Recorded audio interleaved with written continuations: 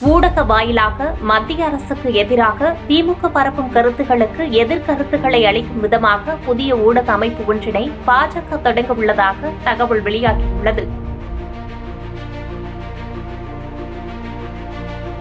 அடுத்து யார் ஆட்சியை அமைப்பார் என இன்டர்நெட்டில் மக்கள் ஒப்பீனியன் கேட்கும் அளவிற்கு இன்டர்நெட் கலாச்சாரம் மக்கள் மத்தியில் பரவலாகி வரும் சூழலில் ஒவ்வொரு கட்சிகளும் தேர்தல்களை எதிர்கொள்ளும் விதமாக தங்களது ஆட்சியில் நிகழ்த்தப்பட்ட வளர்ச்சி திட்டங்கள் குறித்தும் எதிர்க்கட்சிகளின் தவறுகளை சுட்டிக்காட்டும் விதமாகவும் மக்களுக்கு எடுத்துரைக்கும் வகையில் பல்வேறு ஊடக அமைப்புகளை தொடங்குவதை வழக்கமானதாக கொண்டுள்ளன.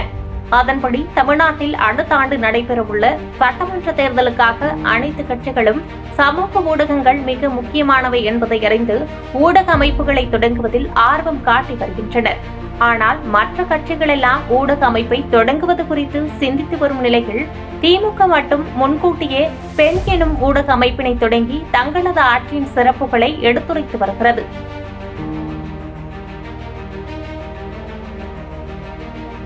முதலமைச்சர் மு.க.ஸ்டாலினின் மருமகனான சபரீசனின் தலைமையில் இயங்கி வரும் இந்த சமூக ஊடக அமைப்பு திமுக ஆட்சி குறித்து எடுத்துரைப்பதை காட்டிலும் மத்திய அரசுக்கு எதிரான சம்பவங்களை குறிப்பிட்டு தரவுகளோடு பதிவிடுவதிலும் ஆர்வம் காட்டி வருகிறது. பாஜக தலைமைக்கு இந்த பெண் சமூக ஊடக அமைப்பு எரிச்சலையூட்டி வந்த நிலையில் அதற்கு போட்டியாக மென் என்ற பெயரில் புதிய சமூக ஊடக அமைப்பை தொடங்க ஆர்வம் காட்டி வருகிறது.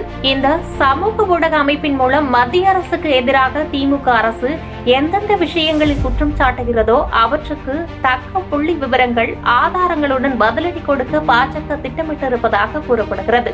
திமுக வைக்கும் குற்றச்சாட்டுகளுக்கு பாஜக செய்தி தொடர்பாளர்கள் மற்றும் வலதுசாரி கருத்தாளர்களை கொண்டு இந்த மென் அமைப்பின் பதில் கொடுக்கும் வகையில் பாஜக திட்டம் ஒன்றை வைத்திருப்பதாகவும் கூறப்படுகிறது.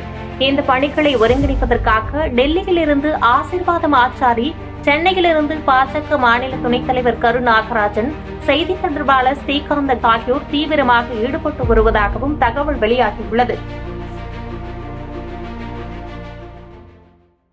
செய்திகளை உடனுக்குடன் தெரிந்து கொள்ள கீழ்கண்ட கேபிள் மற்றும் டிடிஎச் நெட்வொர்க்குகளில் எம்நாடு செய்தி தொலைக்காட்சியை காணுங்கள்.